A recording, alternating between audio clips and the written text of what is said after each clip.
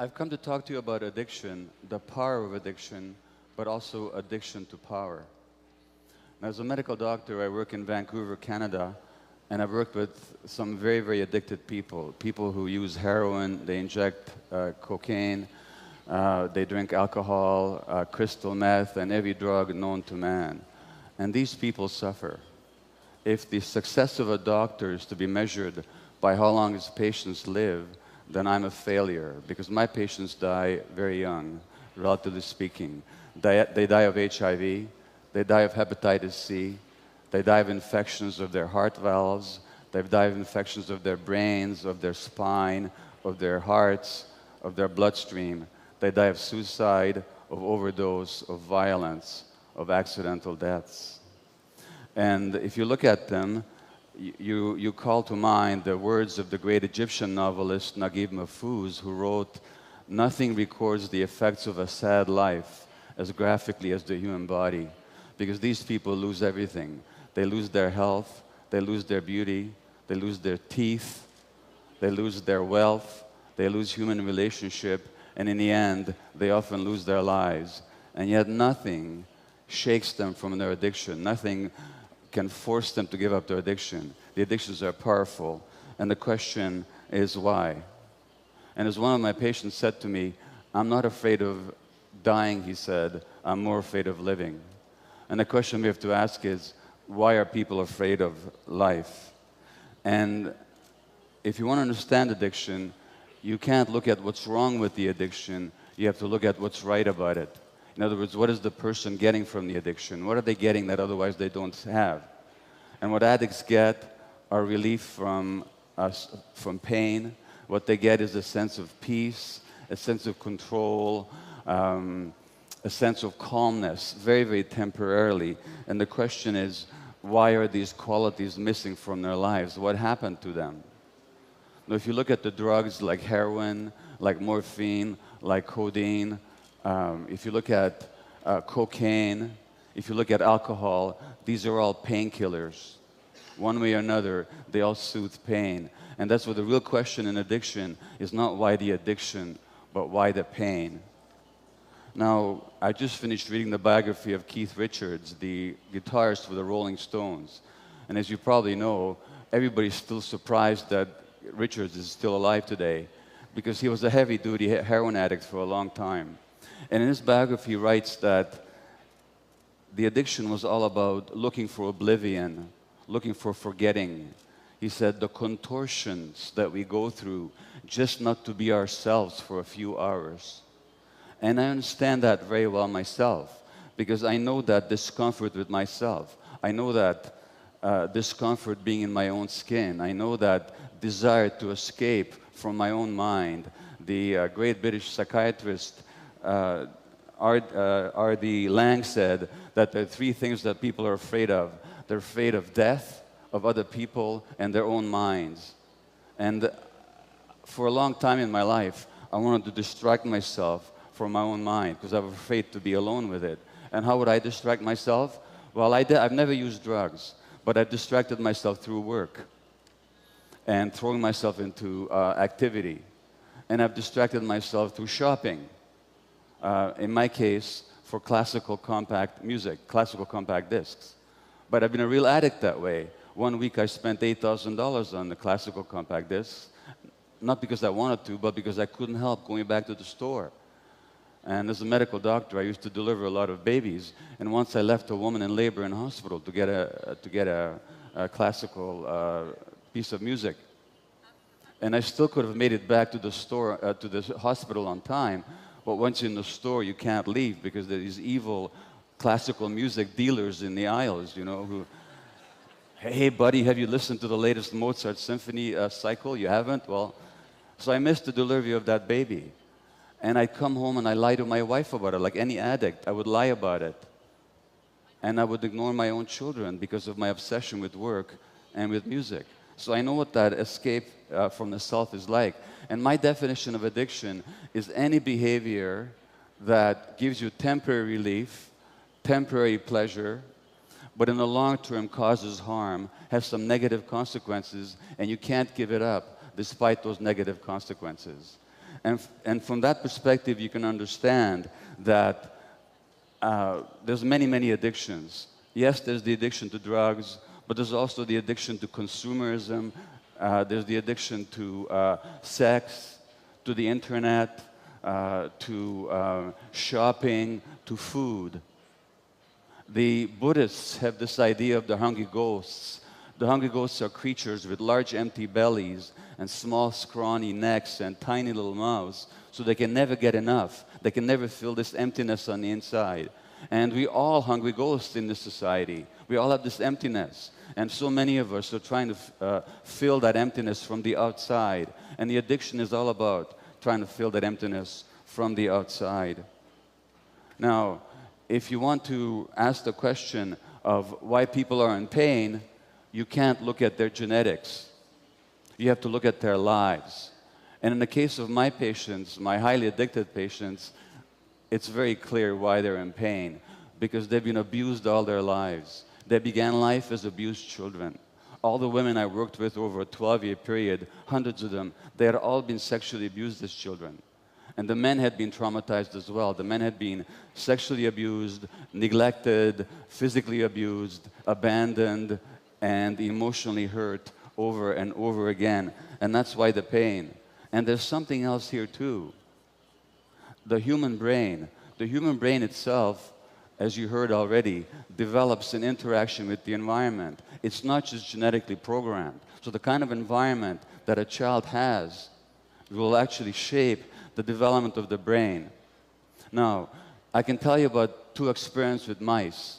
You take a little mouse and you put food in his mouth, and he'll eat it and enjoy it and swallow it.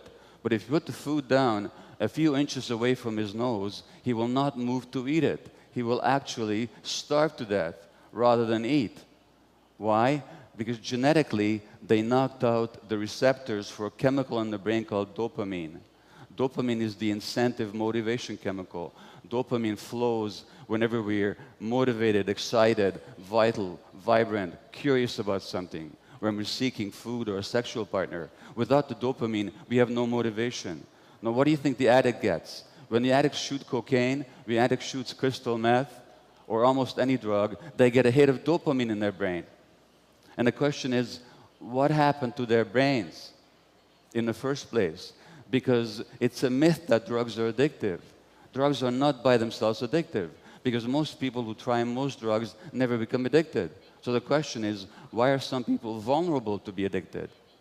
Just like food is not addictive, but to some people it is. Shopping is not addictive, but to some people it is. Television is not addictive, but to some people it is. So the question is, why the susceptibility? There's another little experiment with mice where infant mice, if they're separated from the mothers, will not cry for their mothers. Now, what would that mean in the wild? It means that they would die, because only the mother protects the child's life and nurtures the child. And why? Because genetically, they knocked out the receptors, the chemical binding sites in the brain for endorphins. And endorphins are our indigenous morphine-like substances. Endorphins are our own natural painkillers. And what morphine, or what endorphins also do, they make possible the experience of love. They make possible the experience of attachment to the parent and the parent's attachment to the child. So these little mice without endorphin receptors in their brains will actually not call for their mothers. In other words, the addiction to these drugs, and of course the heroin and the morphine, what they do is they act on the endorphin system. That's why they work. And so the question is, what happens to people that they need these chemicals from the outside? Well, what happens to them is when they're abused as children, those circuits don't develop. When you don't have love and connection in your life, when you're very, very young, then those important brain circuits just don't develop properly. And under conditions of abuse, things just don't develop properly, and their brains then are susceptible when they do the drugs. Now they feel normal, now they feel pain relief, now they feel love. And there's one patient said to me that when I first did heroin, she said, it felt like a warm, soft hug, just like a mother hugging a baby. Now,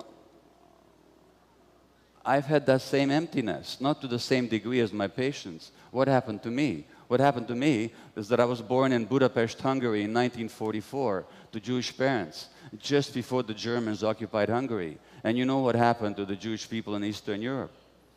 And I was 2 months old when the German army moved into Budapest, the Wehrmacht, and the day after they did, my mother phoned the pediatrician and she said, "Would you please come and see Gábor, because he's crying all the time." And the pediatrician said, "Of course I will come to see him, but I should tell you, all my Jewish babies are crying." Now why? What do babies know about Hitler or genocide or war? Nothing. What we're picking up on is the stresses and the terrors and the depression of our mothers. And that actually shapes the child's brain. That actually shapes the child's brain. And of course, what happens then is I get the message that the world doesn't want me. Because if my mother's not happy around me, she must not want me. Why do I become a workaholic later? Because if they don't want me, at least they're going to need me. Now I'll be an important doctor, and they're going to need me. And that way I can make up for the feeling of not being wanted in the first place. And what does that mean? It means that I'm working all the time, and when I'm not working, I'm consumed by buying music. What message do my kids get? My kids get the same message, that they're not wanted. And this is how we pass it on. We pass on the trauma, and we pass on the suffering unconsciously from one generation to the next. So obviously, there are many, many ways to fill this emptiness. And for each person, there's a different way of feeling the emptiness. But the emptiness always goes back to what we didn't get when we were very small. What we didn't get when we were very small. And then we look at the drug addict, and we say to the drug addict, how can you possibly do this to yourself? How can you possibly inject this terrible substance into your body that may kill you? But look at what we're doing to the earth. We're injecting all kinds of things into the atmosphere and the oceans and the environment that is killing us, that's killing the earth. Now, which addiction is greater? The addiction to oil or to consumerism? Which causes the greater harm? And yet we judge the drug addict because we actually see that they're just like us, and we don't like that. So we say, you're different from us. You're worse than we are.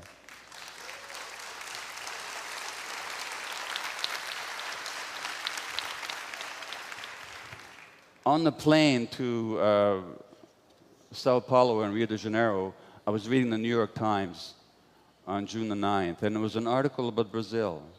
And the article was about a man called Nigio Gomes, a leader of the Guarani people in the Amazon, who was killed last November. And you probably heard about him. And he was killed because he was protecting his people from the big farmers and companies that are taking over the rainforest and destroying the rainforest, and they're destroying the habitat of the native Indian people here in Brazil. And I can tell you that coming from Canada, the same thing has happened over there. And many of my patients were actually First Nations Indian people, native Indian people in Canada. And they are heavily addicted. They make up a small percentage of the population, but they make up a large percentage of the people in jail, the people who are addicted, the people who are mentally ill, the people who commit suicide. Why? Because the lands were taken away from them, and because they were killed and abused for generations, generations, and generations. But the question I ask is, if we can understand the suffering of these native people and how that suffering makes them seek relief from pain in their addictions, what about the people who are perpetrating it? What are they addicted to? Well, they're addicted to power. They're addicted to wealth. They're addicted to acquisition. They want to make themselves bigger. And when I was trying to understand the addiction to power, I looked at some of the most powerful people in history. I looked at Alexander the Great. I looked at Napoleon. I looked at Hitler. I looked at Genghis Khan. I looked at Stalin. It's very interesting when you look at these people. First of all, why did they need power so much?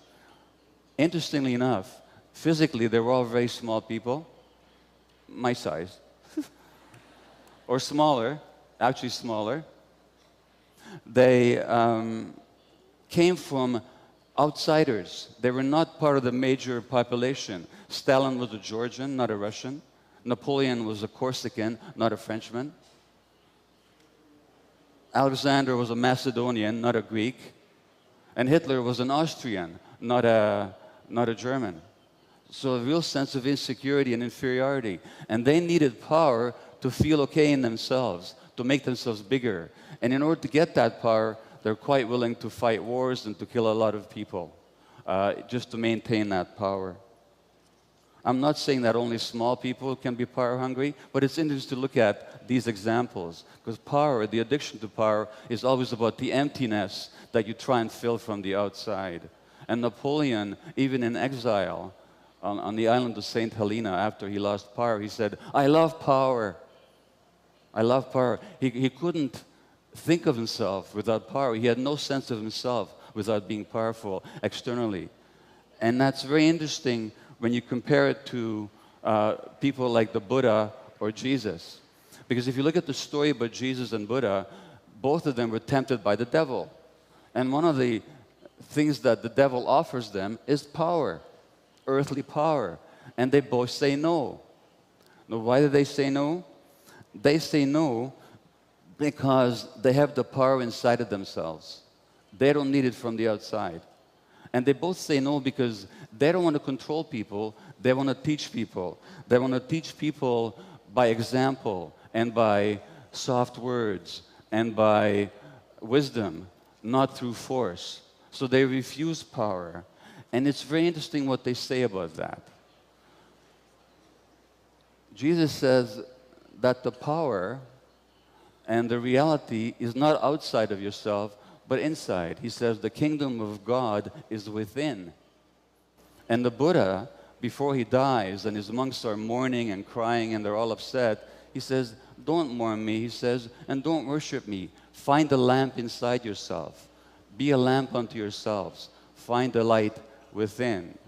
And so as we look at this difficult world with the loss of the environment and the global warming and the depredations in the oceans, let's not look to the people in power to change things, because the people in power, I'm afraid to say, are very often some of the emptiest people in the world. And they're not going to change things for us. We have to find that light within ourselves. We have to find the light within communities and in our own wisdom, in our own creativity. We can't wait for the people in power to make things better for us, because they're never going to, not unless we make them. Now, they say that human nature is competitive, that human nature is aggressive, that human nature is selfish. It's just the opposite.